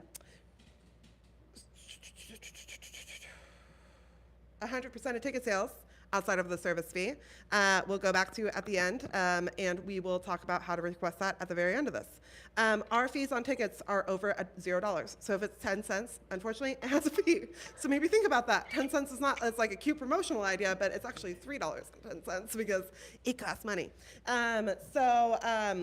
For the $3 for any ticket under $25, once it's over $25, it's a 10 cent fee per dollar. So it raises quite a bit. If a refund comes in less than 24 hours that is related to an extreme circumstance, like somebody's like coming in with us with like a sob story, we're not going to be like, no. we will take like extenuating circumstances into account as well. Yeah, we're a human-run festival in the same way. Like we're and this is a rare thing, but it's understand that we're humans behind it. We're not such a strict bot-run organization. Like somebody's like, I'm like very low income and I can't make it to this. We're like, okay, we're gonna figure this out with you. Accessibility requests. In each will call list, there may be an accessibility request in line with the ticket buyer's name. So how it looks is you have the ticket buyer, and then you have the accessibility request, which is in plain text. The ticket buyer is clickable because you can go onto their little guy. New this year, you're also going to, on each performance, have a little thing where you can just click it, and you can see all accessibility requests for that performance. It is on the performance that you will be able to see anything that's coming up so that you can make yourself aware. So remember, a couple of days before each performance, you're making sure that you're checking these accessibility requests and that your team has the capacity to manage it. Even if you're not managing your box office, you are then going into the person who at your venue is running your box office with a list saying, hey, these are the ones that came through. These ones I know are accommodating. This person asked for an interpreter. We already emailed them and let them know that it's not available for tonight. You're handling all that because you are the producer. It is your responsibility to check these requests. They're super important. They're from community members who want to come experience your art. People are also not monsters. If something is inaccessible to them, they are not going to cancel you. You do not have to be afraid of talking to a disabled person about the limitations that they already experience. What you do need to be afraid of is making them feel bad that you can't accommodate them. You know, it is a bummer that we can't accommodate every single accessibility request. We should be. That is a just world. It's just not right now. And so what you have to be able to do is be transparent and honest. If a person comes to your show and you don't have a wheelchair seat, that sucks, because it is so difficult for somebody who has a wheelchair to get into their car, to then have to drive to the site, to then find accessible parking, to then get wheeled to somewhere that they're not able to go into. So this is why we are checking our accessibility requests. We are being transparent with people about what we can offer. And we are being kind, amazing humans that even when we can't accommodate it, we are still being in connection with this person and saying, I'd love to keep you in contact with you because I plan to have accessible shows in the future. And I'd love to let you know when there is that opportunity. These are the ways that we build community, not by being like, oh, lol, I didn't know. Like, you are a producer right now. You have to know. So start asking your venue the questions now. And our website has all these flags. So you can go to your venue and find out what accessibility features they do or do not have. And then any questions you have now, ask your venue. That way you don't have to have the panic on the morning of your show. Now is the time to start to ask the questions, do the research. That way you know exactly what you can accommodate in your show. Door sales. It's up to you and your venue how you do your door sales. I don't know what your policy is at your venue. I don't know if they're running your box office or not. They might have a different policy. What we're going to talk about right now is if your box office is not covered by your venue, these are the things. If your box office is covered by your venue, I'm sure you've been in contact with them about what that means. It looks a little different. So you can find your will call by pressing View on the individual performance tab, and you'll know how many tickets you've sold and how many you have left to sell at the door. You might have 6. It's exciting. You might be sold out, and there's something that you can do called a standby line, which means that you have let people know, I'm going to have a limited amount of tickets possibly because people don't show up. So please come stand by if you would like to. It's a festival setting. People are hanging out, and they actually might do that. So if you are sold out, that's a great thing to offer, especially if people are hot to see your show. So no matter your ticket shut off. You choose when you want tickets to stop. This function is no. That's old note. That was an old note. That's from 2 years ago. Ticket shut off. You do it. If you are doing a QR code to the website, like if you want to sell tickets right up till the moment your show starts, you could set it at 0 minutes, which it automatically is. Yeah. And you could then sell tickets just through the website right there. You could have a QR code on your will call thing and be like, just buy it through the website, use your phone. You should have cash. You should have change because old people. Yeah. Like, and then you should have Gen Z, like, Venmo. Like, you know what I mean? Like, it behooves you to take multiple forms.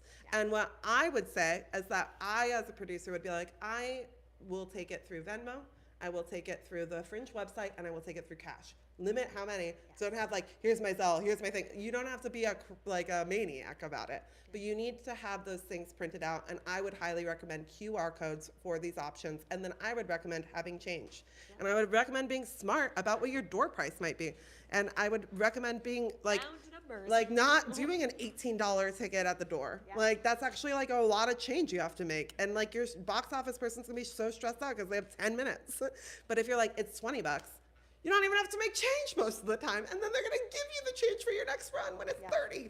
It's great. I would recommend round numbers. You have to honor $1 off though. That's true. So $21.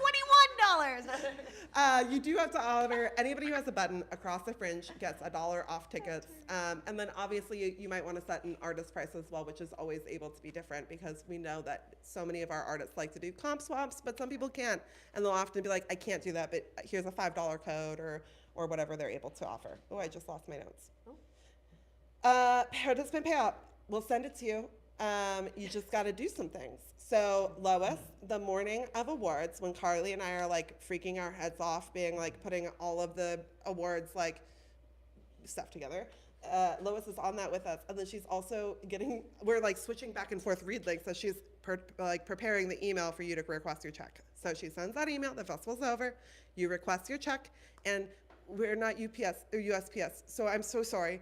The time from there is out of our hands. We use It on average takes 8 to 14 days is kind of where USPS is at today. That could change tomorrow. They love to, throw hoops. But you get basically a quick survey so that we know how many tickets you sold at the door. So please keep track of that, because that is how we allow for producers next year to know really how many tickets were sold at the festival. So those stats are so important. We don't take a cut of that, obviously. It's just know how much you got in. That way we can add that to our annual report so we know how many tickets were sold at the entirety of the festival. You will also answer where you currently should have a check delivered to. So don't panic if you're moving or you don't know what address you entered when you registered. None of that matters. We will ask you in the moment. That way, that next day, I literally send checks every day based on as people are requesting them. So request them early so you'll get it early. But I check it every day for the first 4 months. And then honestly, I start to lose track. So if you request a check 6 months later, shoot an email. And it happens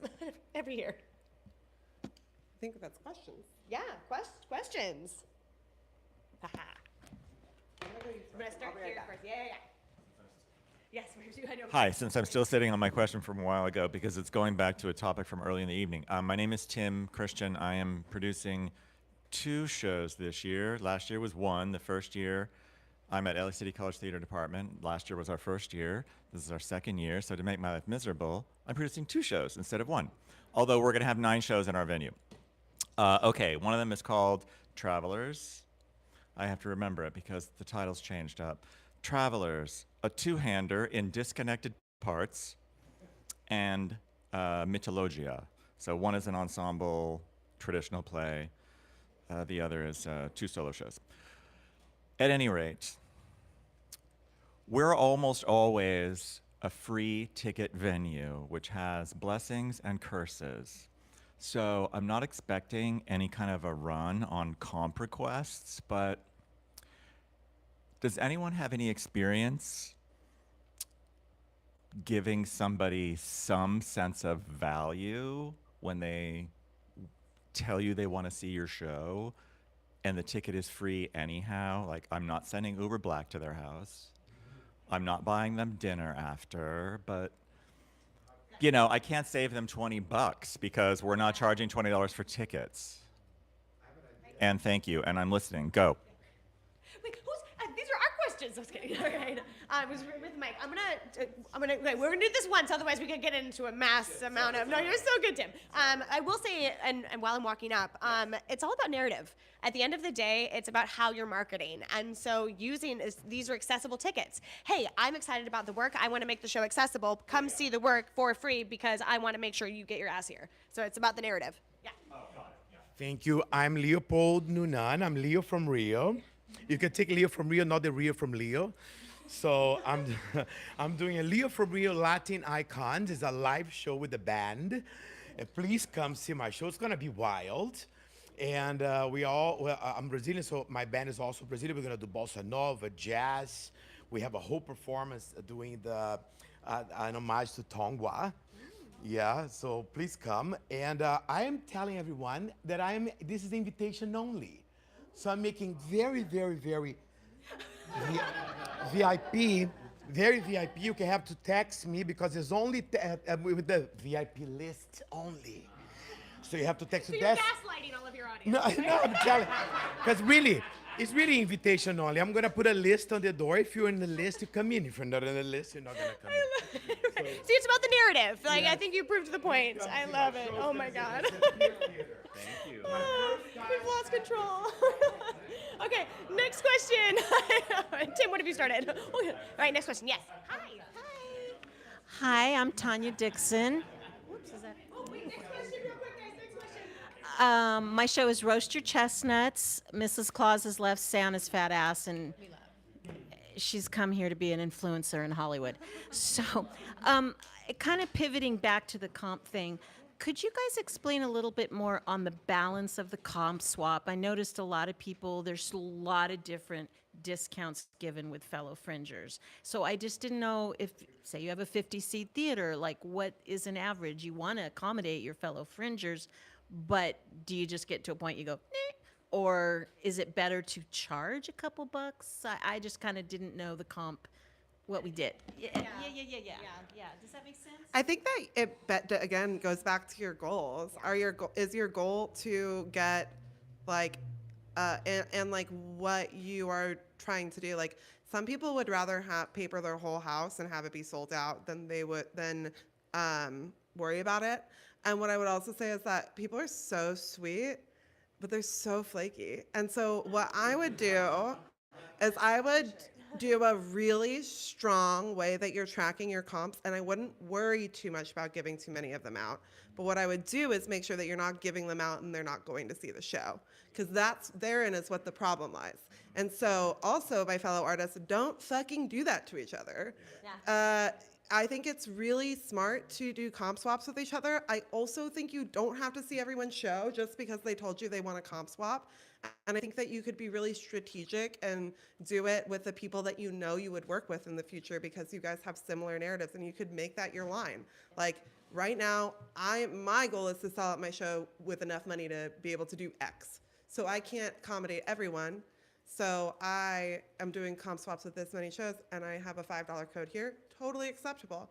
But if your goal is to paper your house because you want to have as many people, then why limit it? Because also artists can sometimes be your best supporter in getting the word out for those paid opportunities, because you never know based on talking to a person what their outreach is. You just don't know.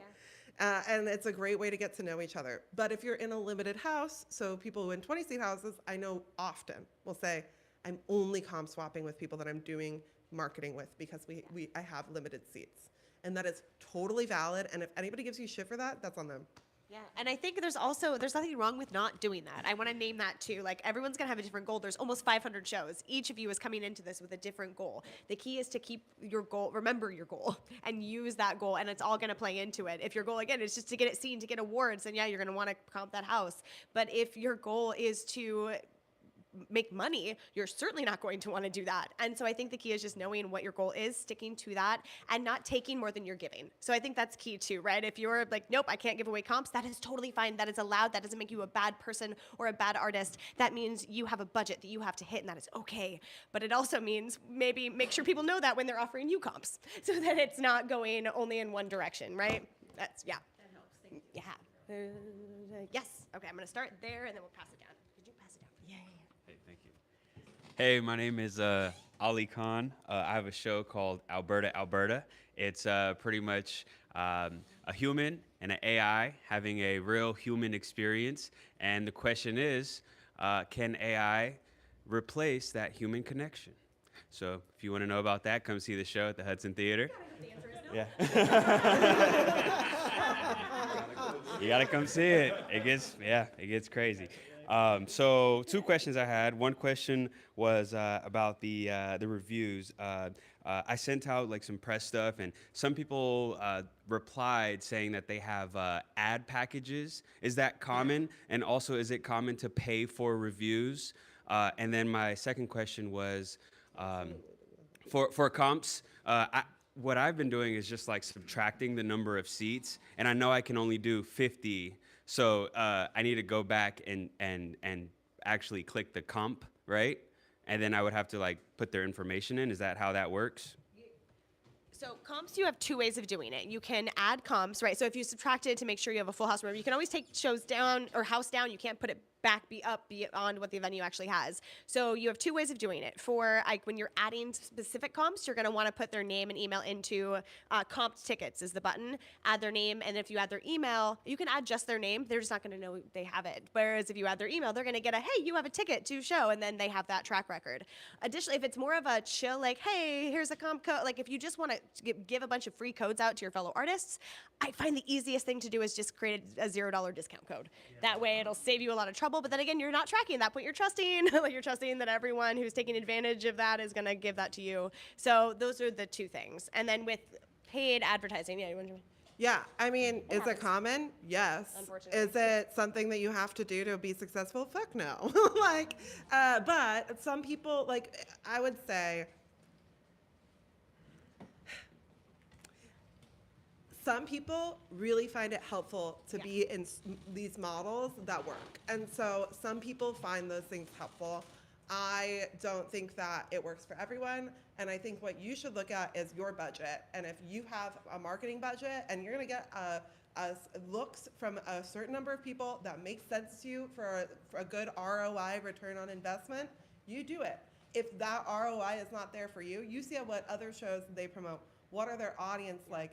Do they promote to the type of people that are going to go see your show, or is it a different type of audience? And then you decide from there whether it is good to put in that advertisement. I will also say some of our best marketing is grassroots weird little publications because they have our audience. It is more worth our money than the LA Times because the LA Times is competitive and there is a vast number of people, and we just do we just work to get in their calendar and work to get all of these free opportunities because we can't afford, even at the festival level, to be like, yeah, we're gonna do a $5,000 ad campaign with them this year. Like it's just like the ROI is not there for us. And so it's about figuring out what your return on investment is. And also remember, it is Los Angeles. We don't control the fact that this is a predatory, like the arts are predatory, and that people are going to see, you're going to have exposure because of Fringe, and they're going to then message 80 artists the same thing. And it is up to you whether that return on investment works for you in all of these forms, from something super institutional all the way down. You have to know what your needs are, and if that works for you and that is like, oh shit, that's exactly my audience, of course I'm going to do it, versus like, you know what, those shows don't seem super close to my shows, I'm not going to do it. That's what I would say, is you find your places, and sometimes they reach out to us and I go, well shit, they're right, that is actually for me. You know. It's your business people now, right? That's producing. At the end of the day, you're advocating not just for yourself, your work, and the people you're working with, and you're gonna have good opportunities and bad opportunities. And it's sometimes it's a shit show to figure out which one it is. And sometimes it takes a meeting, like you know what I mean. Like Lois and I have had so many like conversations with people where I've been like, this email's freaking weird, but I guess I'll email back. And like, it turns out to be a great connection, you know? Like, so you just don't know. The thing you do is be kind, and you can always say, you know what, it's not within my marketing budget, thank you. Or you can return, and you know, it's really, I would say that it's common though, that people pay for reviews, because unfortunately, like, we're in a model where there's not like a great arts industry. Like, people are making money where they can make money. And whether or not that service is beneficial for the community depends on their ROI and how our artists are feeling about it. And so until we're like, there's no return on investment with this thing, we'll allow them to do their thing, but you do not have to say yes. Yeah. And please don't, unless it's right for you. Yeah. And you had a On question all over of here? us. Hi, I'm Sarah Grahala. My show is called S27. It's about a woman who takes photographs of people in a concentration camp before they're executed. So full of laughs. And it asks the question that if your survival depends on complicity with a brutal regime, what would you risk for love? So my question, it's a really practical one. If you're using, say, a comp code, is there a way on the website of limiting how many times that code can be used for a particular performance? I genuinely don't remember. I think yes. I think yes. You just can't. I think so. Yeah, right. Sometimes there's so You many can at things least the website does. you can at least like make it not work. Yeah, and anymore. you can disable and enable it. But I think you can. What you can't do is decide it can only last until this date. Like, it's not date specific, but there is, if you go into edit any comp code, you can decide performances. You can decide, I think, how many. And actually, it's either that or ticketing levels. But either way, you're going to be able to very easily find out when you go into the edit button of the comp code. Yeah, I think Yeah. I was just a little confused when I looked at it. Yeah. I'll keep searching. Yeah, I don't think you can be like turn off, but you can definitely disable your codes. So that Just make sure that's clear to your audience. Like this is a one-time only before you disable, or like. Yeah, my actors, I want to give them a certain number, and it's just whether I do that or whether I can just give them the code and go, okay, this code expires once you've put this many. Yeah. I was like, I think you might, but it's either that or ticketing levels. But worst case, email support@hollywoodfringe.org, and we will get that answer to you for sure. And then we're here. Hi. Hi, I'm Ari. My show is called Banana Man Live. It is a solo show about a banana who grew up believing that there were only two kinds of fruits, apples and bananas, and then, oh no. My question is, this is my first time producing anything like this, and it's my first like Fringe thing, and I'm also doing the main actor and writer, and so I'm a little bit overwhelmed with all of the things to do, and I was wondering, yeah, right, need more, but yeah, I guess I'm wondering, like, I would like to do Fringe again, and I know that this will not be, and I would like to do this show for Fringe again, so I know this isn't the best perfect version of what I'm gonna do. What would you all, like, of all the things you've been giving us advice on, what would you prioritize, and what would be more like could be let go if I run out of time? It's the triage moment. Yes. Yeah. We're having that same. I mean, we all have that conversation because the festival model is a chaos tornado, and so you get to a point you're never going to get it all done. None of you. I'm looking around. I'm so sorry. You won't. You won't get everything you want done. I know. Not if you want to not get sick all of June. That is true. So now's the triage time. I'll give mine, which is the people. Like, focus on the people, and we see people coming back over and over again, and the second time is easier because you have people around you. You're not the only banana anymore. There's other people, and so I think that is going to be the best thing you can get out of the first time. If you have to let everything go, focus on the other people in the room. Yeah. I would say 100% that, and like seeing people's work and seeing how they go into the opportunities you're the most interested in, and like seeing how some of our like more seasoned, like, because Fringe is all levels, right? So some people have been doing Fringe. Like, some people have done Fringe longer than I have, you know what I mean? And then there's some people who've done Fringe and they're coming back from a really long time. And there's some people who've never done Fringe, but they're fucking amazing producers, and they're just gonna blow this festival out of the water because they just have that in them. And then there's some like surprise people that every year you go, well, look at you, like they just like pop up and they start doing these things. And then there's so many of us, the vast majority of us, that are just like, I wanna work in that, like, I guess us is not true because I'm not an artist, but I am an artist, but not at Fringe. I'm always an artist, just not at Fringe.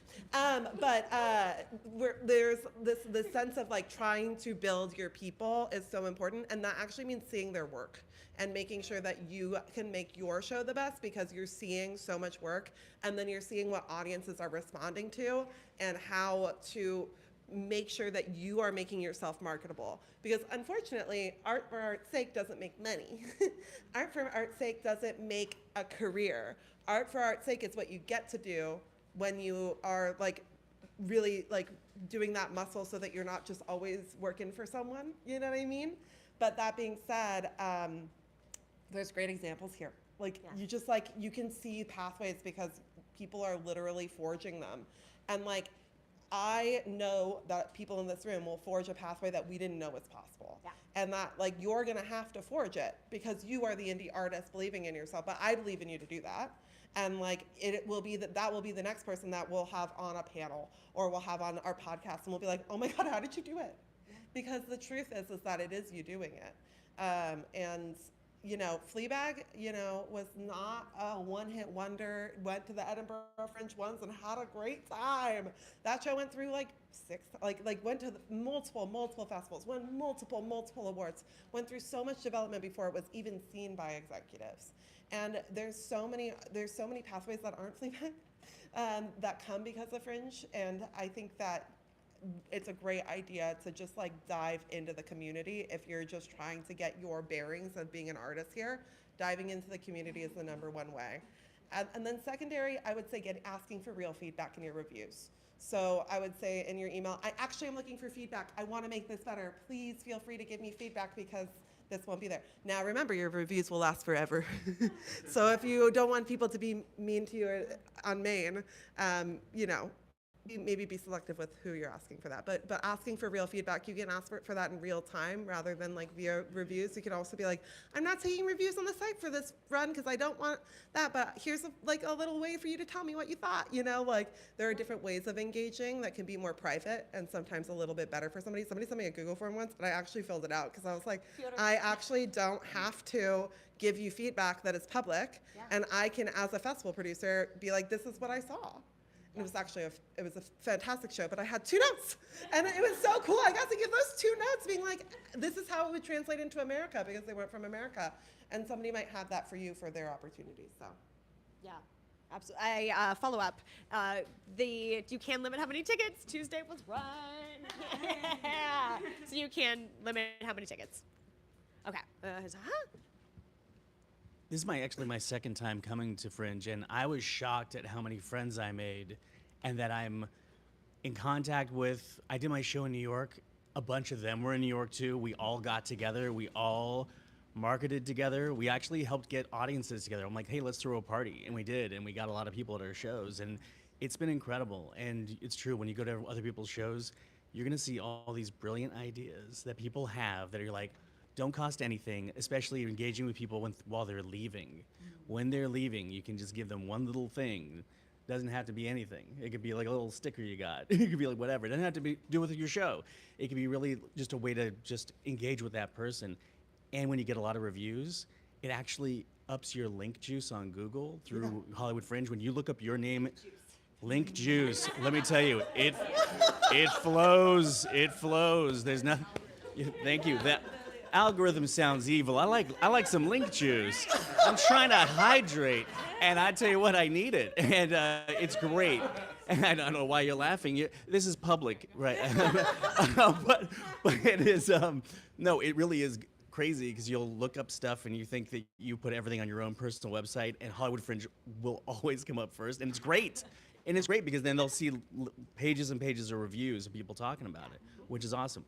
My question, I forget how to limit the number of tickets to sell at a show so I can hold them off for, like, you know, if you want to hold 3 tickets just in case of press or something. How do you do that? I forget. Yeah, house capacity. House capacity. Yeah, so it's in each individual performance. So now that tickets are on sale, remember, you're no longer looking at the whole like you were pre-booking your venue, pre-ticket on sale. Now you're looking at each individual performance. So anything you want to do to one that you would like to see across the board, you have to do at each individual performance level, but it's house capacity. Remember, you can always lower it. You cannot make it higher than the house capacity because that would be a mess. All right, more questions? Yes. People that we comp on the site, can they go and write a review? Yeah. But how does it happen? Like, I just put their name in, and that's. Email. They have to have. There has to be. If you say, yeah. Oh no.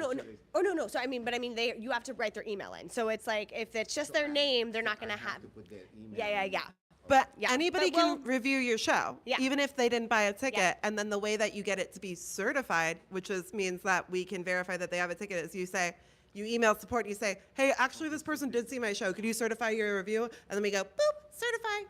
Or no, you can self-certify now. So people can go even. Can you self-certify now? If they haven't bought That might ticket, have they can changed. go and write. Yeah. reviews, But it's not Dottie, certified. can you But it's not self-certify certified. Your reviews? But those that I put in for comp, as long as I put in their email. Yeah. They become an they audience go- member they essentially. become Yeah. And I think the key. I think you can self-certify. We questioned. Thank you, Roddy, for being our checker. Again, sorry, our but checkers how? change a lot. So no, you cannot write a review for a show until the show has actually happened. Like there are some fail safes here, but the reviews tab is like that's where the reviews go. And then if an audience is logged in. Or they can do it anonymous, but whatever. They can review a show, and then it's certified for can confirm they bought a ticket, uncertified if not, and then let us know, y'all. The bots are going crazy. Let us know if you get like a Casino 101 or whatever. Like it happens. Just let us know and we will review or remove those. That's really good that you put that in. That's really Yeah. Hi, Christina again. My show's called Glossolalia Bananas. It's also my very first Fringe show, so I totally feel everything that you're feeling right now. Relate. Regarding ticket prices and at the door prices, I just have basically this is one messy question about how prices are tiered. I know there's $1 off for anyone with a Fringe button. I also saw an email about commissioners getting $5 off some shows. How do I add that or make that happen if possible? And then is it ethical to at the door have a higher number than what's on the Fringe site? Is that okay? It's autonomy. It's up to y'all what is going to be right. The $1 off buttons, that's the thing you have to do because it's in your artist contract.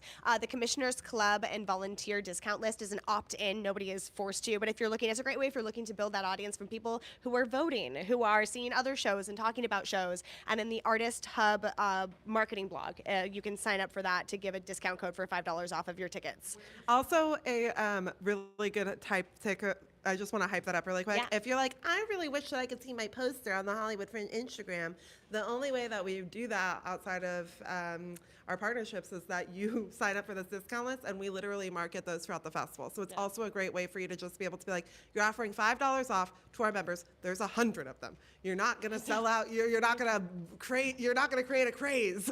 But you might get some people in to see your show that are like big time fringers. Our members are people who see like dozens of shows per year, and they're really wonderful. And you can go through all of those opportunities. They're in the marketing opportunities blog, which is in the news section. Yeah. It's in the artist hub. Yes. But yeah. Sorry, I moved. It moved. Hello, everybody. My name is Raja, and I'm bringing the show called The Veil. It's gonna be monologue. Behind every exile, there's a veil, and behind that veil, there's a mask. Not a mask you put for others to see, but a mask you wear so you can breathe. A mask that hides the cracks in your soul, the scars that the world refuses to see. A mask that protects you not from the world. But if you want to know, you have to come to the performance. I just arrived to LA 5 days ago. I drove all the way from Indiana to here, so that's my first performance. It's gonna be for free. I'm gonna be local, Californian officially. My grandparents from Palestine. I born in Beirut, Lebanon, and I'm Lebanese American. So I have one question. Do we have in the opening ceremony night an opportunity for 2 minutes to perform, to grab the attention of people, or no? Because I was an indie French before, and we had this, and I didn't get the time to read any newsletter or anything. For the last 3 weeks, I was all over the place just to move to here. Thank you so very much. I love it. The podcast, especially. Now you've been on your first podcast in LA, right? Like that's amazing. But so the opening night is not a performance opportunity because it's y'all. It's all celebrating the fact. Yeah, exactly. But we have cabaret, right. So we have cabaret though. That's our program, which is going to be more similar to like those teaser programs that other fringes do, and we take those outside of Hollywood. So we just did one in San Pedro. We'll have one at Melrose Trading Post. We'll have one in Venice. But we'll have other, so we have opportunities for you to sign up for that. And the marketing blog, same one as the Commissioners Club. And then the opening night party is a celebration. That's a moment for you to take the artist hat off for a second and go, fuck yeah, I did this thing. One of our cabarets is even at a blood drive. Yeah, so for vampires. So it's so fun this year. Sign up. People are going to, and then you can donate blood too. So I'm sorry. The veil is just the story between the veil is between the story is monologue adapted about the line or the veil that we can see between life and death and in the exile. So that's in general. Thank you. Welcome. All right, who's next? Tuesday. Here. And then I think that's our last question. Yeah. Rowdy, is there anything in the chat? Thank you. My name is Tuesday, and it's more of a comment. This is my second Fringe festival, and I was very scared, very, very, very scared because it was my first production that I ever mounted, and I did not even know what Fringe Festival was 2 days before I signed up with Fringe Festival. But these three people right here, they made everything smooth and easy, and they email you back. They will call you back if they got any problems. So if y'all got any worries, or if you were scared, like I was real scared, don't be. They got you. I promise they do. And I was so busy. You know I love y'all. I was so busy with mounting my first show. Oh, my show is called Gil Scott-Heron Bluesology. And if you don't know Gil, he was a civil rights activist, and he told about the world status as it is today. He didn't hold back any bars at all whatsoever. The other thing is it's a personal question. Are we a drama? Because I always. You got me over here in tears, Tuesday. Oh my God. Yeah. Because I was like, yours is musical. You got a drama. Yeah, because there's this book. Even let's talk about you that. can even fit into variety with poetry. The poetry's so gorgeous. Yeah, question. Mine is less emotional. Jessica, again, I suck, a vampire comedy. Yeah, we all suck. It's fine. My question was, if like someone buys a group of tickets, can everyone in that group write a review? And then you have to just certify, like. And guess what we just found out? Producers can self-certify. There you if you can verify go. that they have a ticket, you can certify them. We trust you.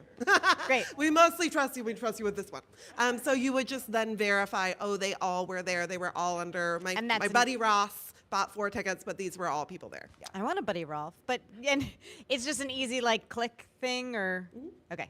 It just says certify review, and you go. Okay. Thank you. I love, literally every year we do this. This is a fun game, and then next year we're gonna go. What was that answer? Okay, so we do have to go because tonight is actually also the Actors Company's party, and we gotta go to it. And it's 9 o'clock, and so we gotta get out of here. Okay. I feel like. It's 9 o'clock. Yeah. What is it? There's a venue.